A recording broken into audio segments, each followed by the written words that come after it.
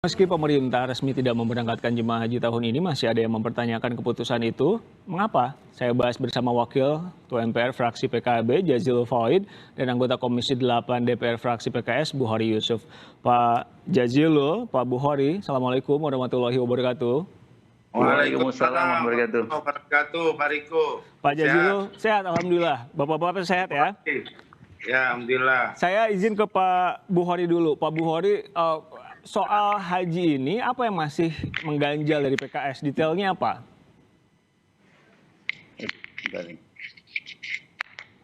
Halo, Pak Buhori. Ya, halo, ya Mas. Ya, oke. PKS mempertanyakan keputusan pemerintah, apa yang masih mengganjal?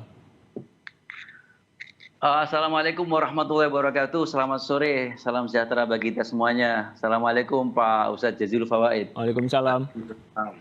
Mas Riko. Ya. Jadi pertama bahwa pelaksanaan atau pembatalan haji pada tahun 2021 atau 1442 ini memang tidak mudah ya. Apapun putusan pasti akan ada resistensinya.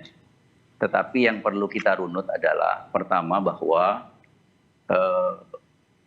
haji ini kan kalau terselenggara pasti harus memperhatikan aspek kesehatan. Protokol kesehatan harus menjadi concern karena selain pelaksanaan ibadah itu harus sukses, namun kesehatan juga menjadi bagian yang mesti wajib diperhatikan. Ini yang pertama. Yang kedua, sampai hari ini kan pemerintah Arab Saudi belum memberikan kepastian kuota yang harus dibagi kepada masing-masing negara yang nantinya juga akan memberangkatkan jamaah haji. Sementara pemerintah juga memiliki keterbatasan waktu. Apalagi misalnya ketika jumlah itu besar, minimal misalnya 5% dari kuota haji nasional. Kalau kuota haji nasional yang dikelola oleh pemerintah secara langsung itu kan ada sekitar 202.000. Nah kalau kemudian 5%-nya kan kurang lebih sekitar 10 hingga 11.000, itu membutuhkan waktu persiapan kurang lebih 45 hari. Ya, poinnya apa Pak? Dan kemudian poinnya adalah ketika situasi yang sangat rawan seperti ini, maka mestinya dalam memilih, memutuskan, dan mengumumkannya itu harus memilih waktu yang tepat. Waktu tepat itu diperhatikan dari dua sisi. Yang pertama adalah memang tidak memungkinkannya bahwa pemerintah itu untuk melakukan persiapan.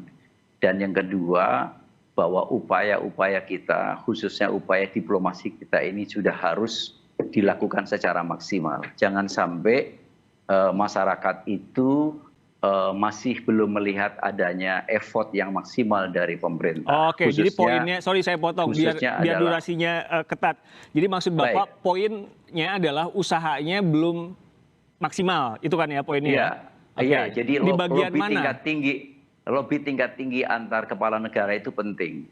Karena itu ketika lobby antar kepala negara itu sudah dilaksanakan dan waktu itu tidak memungkinkan lagi, maka saya kira itu putusan itu dilaksanakan tidak akan ada resistensi. Saya kira itu. Oke, Pak Jazilul, usahanya nggak maksimal pemerintah kalau kata Pak Buhori.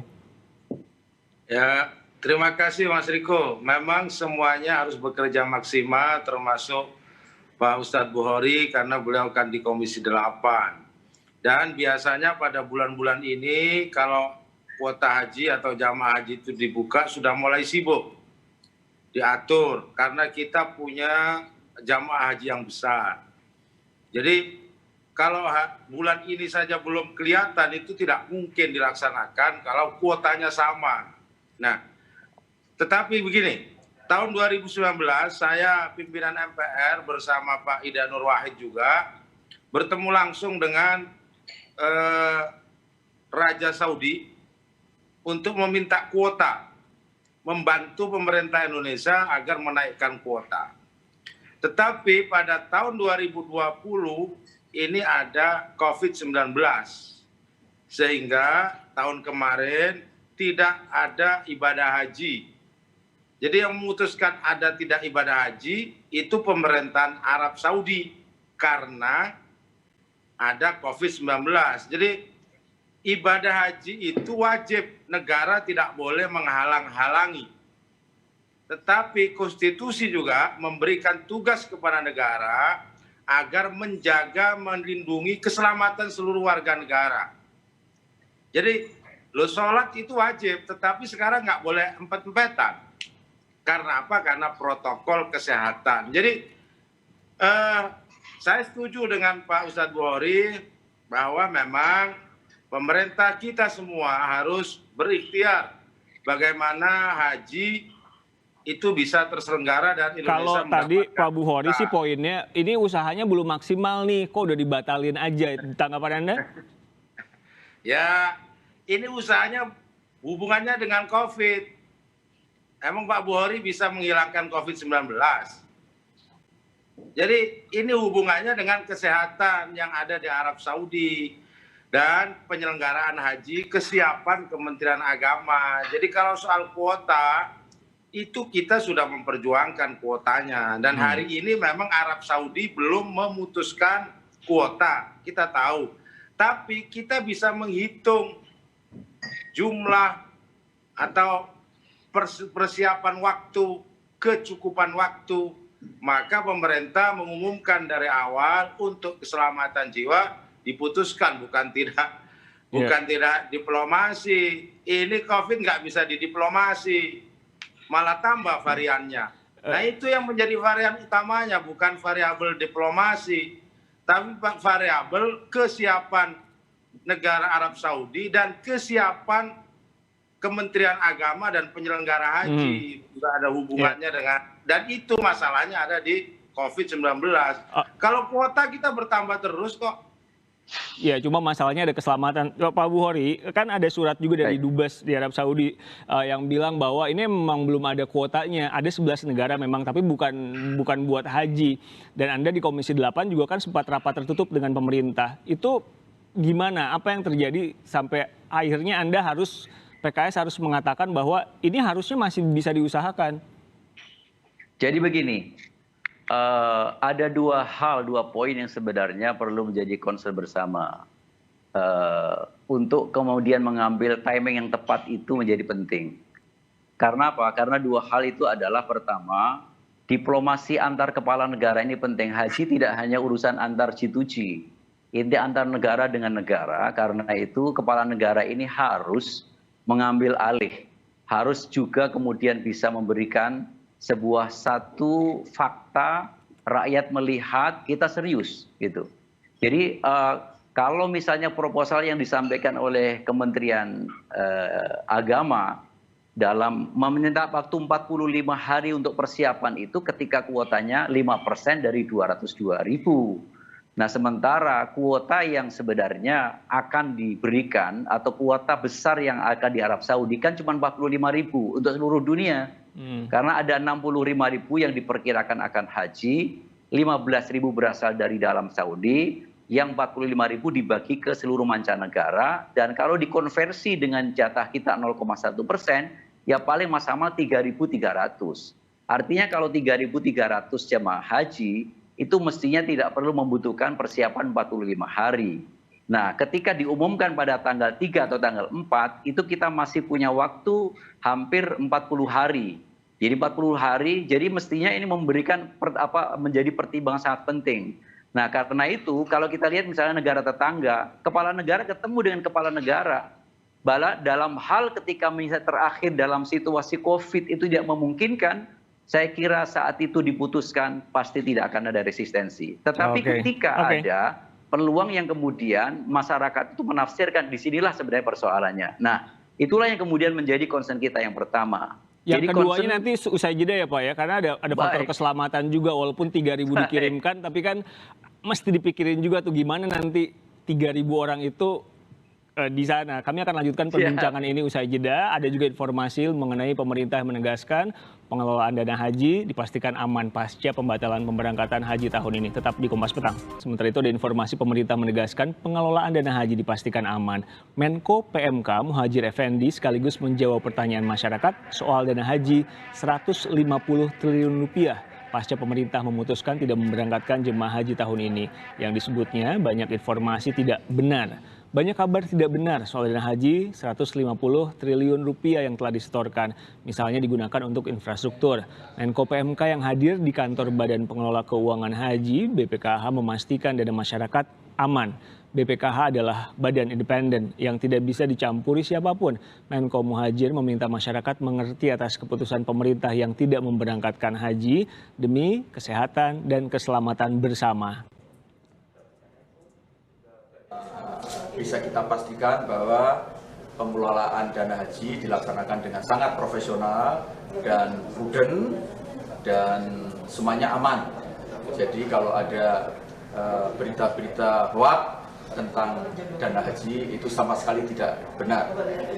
Dan BPKH ini posisinya adalah sebagai badan yang independen dan profesional dan tidak bisa dicampuri oleh siapapun, sehingga pengelolaannya betul-betul bisa dipertanggungjawabkan secara objektif, tidak ada namanya isu-isu seperti yang berkembang di masyarakat. Tagar audit dana haji masuk dalam topik bahasan menarik atau trending topik di media sosial Twitter. Warganet mengaitkan topik audit dana haji dengan keputusan Indonesia yang tidak memberangkatkan jemaah calon haji tahun ini. Pemerintah sudah memastikan dana haji aman bahkan bisa diambil oleh calon jemaah. Saya masih bersama Jazilul Fawait, Wakil Ketua MPR fraksi PKB dan juga Buhori Yusuf dari PKS. Saya ke Pak Jazilul. Tadi kalau kata Pak Buhori, mestinya Pak Jokowi sendiri yang ngelobi Raja Salman, ya bisalah kuotanya 3 ribuan sehingga persiapannya nggak terlalu panjang. Gimana Pak Jazilul? Ya, itu sudah dilakukan dan itu biasa dilakukan oleh Presiden untuk lobby-lobby seperti itu. Tetapi kan kita, faktor keselamatan ini juga menjadi utama, kuncinya di situ. Jadi Kerajaan Arab Saudi dengan Indonesia ini hubungannya sangat baik sampai hari ini. Jadi nggak ada masalah bahwa pembatalan keberangkatan jamaah haji yang diambil keputusan oleh pemerintah itu untuk melindungi segenap jiwa jamaah haji. Jadi ini masalahnya di situ, bukan di soal kuota. Nah, dan satu orang jamaah haji saja yang kemudian tertular atau terjadi masalah di sana, ini membawa kerugian kepada Indonesia secara keseluruhan. Jadi Pak Jokowi sudah bicara kalau itu. Kan di sana ada duta besar, ada perwakilan Indonesia di sana, dan DPR juga punya fungsi diplomasi. Jadi jangan kemudian ini dianggap sebagai tugas Pak Jokowi semata. Pak Buhori juga bisa lakukan. Karena Pak Buhori itu melekat dan kita juga melekat, ada tugas diplomasi. Nah, tetapi pembatalan keberangkatan ini semata karena faktor keselamatan. Kalau dalam kaidah fikih itu darul mafasid muqaddamun ala jalbil masoleh, menolak keburukan itu didahulukan daripada mengambil kemaslahatan meskipun hanya 3.000 orang. Jadi kita ini sudah tepat lah yang diambil oleh pemerintah ini terkait dengan pemberangkatan jamaah haji. Nah dan menurut saya ya biasalah publik atau yang lain kontroversi itu biasa, tidak ada masalah. Cuman maksud saya keputusan pemerintah ini sudah selaras dengan tugas negara, apa itu melindungi segenap tumpah darah Indonesia. Ya, dan Pak, negara tidak menghalang-halangi untuk melaksanakan keyakinannya. Cuman ini soal kesehatan. Sekali lagi, keselamatan, kesehatan, poinnya itu. Oke, Pak Buhori, jadi harapan PKS ini apa dengan meminta usaha pemerintah lebih maksimal? Harapannya apakah berharap kuotanya diberikan walaupun cuma 3.000, aspek keselamatannya gimana Pak? Seperti yang tadi Pak Jazilul bilang. Jadi sebenarnya kalau dari aspek kesehatan kita semua sepakat. Bahkan haji hari ini memang salah satu yang menjadi concern adalah aspek kesehatan. Tetapi sebelum mengumumkan satu putusan itu harus melakukan 2 hal. Pertama memang sudah maksimal dilakukan dalam konteks maksimal ini tidak hanya batas pada DPR, pada menteri. Ini urusan negara. Karena itu sebenarnya rakyat supaya tahu bahwa ini merupakan jaminan yang diberikan oleh negara. Karena itu kepala negara harus bisa menunjukkan bahwa memang ada keseriusan yang sudah dilakukan. Baru kemudian yang kedua dari aspek timing waktu. Kalau timing waktunya itu masih debatable, maka itu akan terjadi berbagai macam resistensi atau tanggapan macam-macam. Tapi ketika dua hal itu, ketika sudah dilakukan, artinya bahwa maksimal yang dilakukan, lalu misalnya ketika mengumumkannya itu sudah tidak mungkin lagi kita melakukan satu persiapan, karena untuk menjaga kesehatan, baru kemudian pembatalan. Saya kira itu akan bagus. Harapan kami sebenarnya kemarin itu, mestinya mengumumkan bahwa pemerintah telah melakukan suatu upaya maksimal. Tetapi sampai hari ini pemerintah Arab Saudi belum membagi kuota. Dan tidak hanya ke Indonesia saja, ke seluruh dunia. Meskipun ada kuota besarnya namanya 60.000, 45.000 yang akan di-share kepada seluruh dunia. Tapi kita menunggu, sambil menunggu maka kemudian kami minta kepada bangsa Indonesia untuk kemudian bersabar sebentar. Nah ketika tinggal beberapa saat, misalnya katakanlah tinggal 20 hari. Atau tinggal 2 pekan, atau tinggal misalnya 1 bulan lah misalnya, 1 bulan kurang-kurang sedikit 25 hari, lalu kemudian tidak mungkin lagi meskipun hanya 3.000 kita tidak mungkin menyiapkan, baru diumumkan, saya kira itu nanti akan selesai. Jadi poinnya itu Anda juga sepakat bahwa saat ini nggak bijaklah untuk mengirimkan calon haji ke sana. Poin itu Anda setuju? Bukan. Jadi kalau kemudian putusan untuk putusan membatalkan haji itu harus timing yang tepat, ya, paham. Gitu loh. Saya paham. Jadi timing yang tepat. Bukan kemudian dipotong tidak boleh membatalkan haji, tidak. Itu kan nanti diperlukan karena ketika kita mengirimkan meskipun hanya 3.000 harus dijaga prokesnya secara kesehatan, bahkan kemudian harus bisa dipastikan secara hitung-hitungan masyarakat aman, harus begitu. Oke, Pak Buhori, tetapi kemudian kalau mengambil waktunya menjadi penting. Jadi kalau misalkan saat ini Anda posisinya di mana? Apakah tidak apa-apa mengirimkan, let's say kuotanya 3.000 tadi ke Arab Saudi? Loh, orang kuota belum ada ini. Ya, paham. Arab Saudi ini belum memutuskan. Betul. Arab Saudi ini belum memutuskan karena sedang melihat situasi. Indonesia juga demikian, sedang melihat situasi. Ya karena kemudian kuotanya maksimal kuota menurut kami hitungannya sekitar 3.300, maka sebenarnya jangan tergesa-gesa diumumkan. Nanti tunggu sebentar lagi lah. Itu masyarakat kemudian supaya punya qanaah begitu.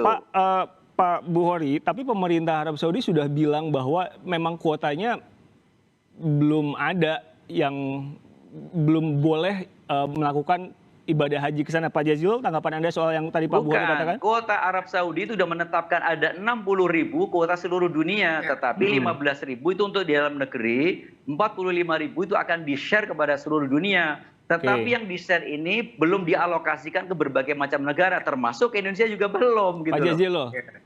Ya yakinlah bahwa keputusan yang diambil pemerintah ini sekali lagi semata-mata mengutamakan, mementingkan keselamatan jiwa. Soal timing, saya pikir Pak Buhori lah itu kan di Komisi 8. Pastinya sudah dirembukkan bersama Menteri dan Komisi 8. Nah, kalau memang nanti ternyata kuota Arab Saudi misalkan ini dibuka, Indonesia dapat kuota, ya apa sulitnya merubah? Bisa saja. Saya kira itu pandangan yang sangat bijak itu. Ya maksud saya Pak Buhori, nah inilah yang kemudian menurut saya pemerintah termasuk DPR, termasuk kita semua, ya untuk ya sama-sama memahami keadaan bahwa yang menjadi masalah itu adalah COVID, bukan kuota. Jangan digeser maksud saya. Masalahnya bukan di kuota, tetapi pada keselamatan menghindarkan jamaah haji dari COVID. Nah kalau ini kan seakan-akan kuota, begitu. Nah menurut saya lebih bijak kalau kemudian masyarakat ini diedukasi dan pemerintah sudah mengambil keputusan. Nah kalau keputusan diambil oleh pemerintah itu selalu bersama DPR. Saya nggak tahu kalau Pak Buhori mungkin nggak ikut rapat.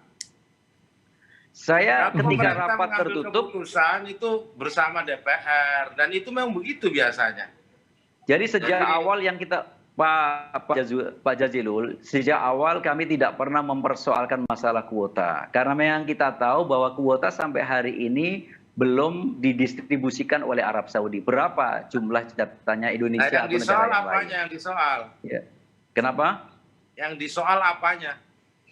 Itu pemilihan waktu pengumuman sebenarnya menurut saya. Oh, Oke. itu soal pengumuman. Jadi kalau- itu soal itu yang yang gampang itu kalau soal Justru pengumuman.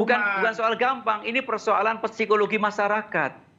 Justru yang kemudian menjadi reaksi sekarang ini adalah psikologi masyarakat karena sudah menunggu sekian lama gitu, tiba-tiba brek begitu saja. Pak Buhori, Sementara Pak belum Jazilul. melihat adanya sebuah satu upaya Justru maksimal. harus dibaca sebaliknya, pemerintah ini ingin memberikan ketenangan kepada masyarakat, diputuskan lebih awal bahwa tidak akan ada pemberangkatan haji karena COVID. Jadi jangan dibalik-balik. Justru negara atau pemerintah ini memberikan keputusan lebih awal. Sudah tidak ada lagi polemik-polemik bahwa tidak ada pemberangkatan haji tahun ini. Itu lebih clear. Pertanyaannya Daripada adalah kenapa dijanjikan daripada kemudian dibuka kemungkinan-kemungkinan yang itu justru menjadi polemik yang seperti ini. Ini kan pemerintah sudah memutuskan, mestinya sudah tidak lagi polemik. Karena apa? Alasannya kesehatan seperti yang disampaikan oleh Pak Buhori tadi. Saya pikir itulah kira-kira Oke. yang Pak bijak Buhori. untuk kita lakukan terkait haji. Pak Buhori, kalau pertanyaannya jadi gini, oke, terlepas dari timing, tadi Anda bilang sudah jelas lah poin timing pengumumannya clear. Tapi terlepas dari timing, apakah keputusan pemerintah yang saat ini membatalkan ibadah haji tahun 2021 itu tepat? itu persoalan timing masalahnya. Enggak, pertanyaan saya bukan Makanya itu. tadi Pak Jazilul mengatakan ketika ternyata Arab Saudi memberikan kuota, tadi beliau bersiap untuk kemudian merubah putusan. Saya kira itu merupakan pandangan yang sangat bijak dari masyarakat sehingga kemudian tidak ada putusan dua kali gitu loh. Jadi tapi kemudian ketika exit yang diberikan itu saya kira sangat bagus sekali. Ya. Jadi kalau ternyata ketika misalnya nanti ada kuota, lalu kemudian kita revisi putusan itu, lalu kemudian kita menyelenggarakan dengan ketat, dengan penuh protokol kesehatan, saya kira itu sangat lebih bagus. Itu saya kira pandangan Pak Jazilul yang sangat bagus, yang sangat wise, bijak, dan saya juga sependapat dengan itu. Terima kasih. Oke, jadi di atas semuanya keselamatan, begitu ya Bapak-Bapak, tapi setuju kan kalau keselamatan jadi poin pentingnya? Ya tentu itu. Oke. Saya sama Jelas. pandangannya dengan Pak Buhori juga sama dengan Ustaz Baik, Buhori. terima kasih Wakil Ketua MPR Fraksi PKB, Jazilul Faid. Pak Jazilul, terima kasih meluangkan waktu untuk kami. Buhori Yusuf dari PKS, terima kasih Pak Buhori meluangkan waktu untuk Terima kasih kami. kembali. Selamat petang. Terima kasih, Pak Buhori. Assalamualaikum warahmatullahi Terima wabarakatuh. kasih Pak Jazilul, terima kasih banyak.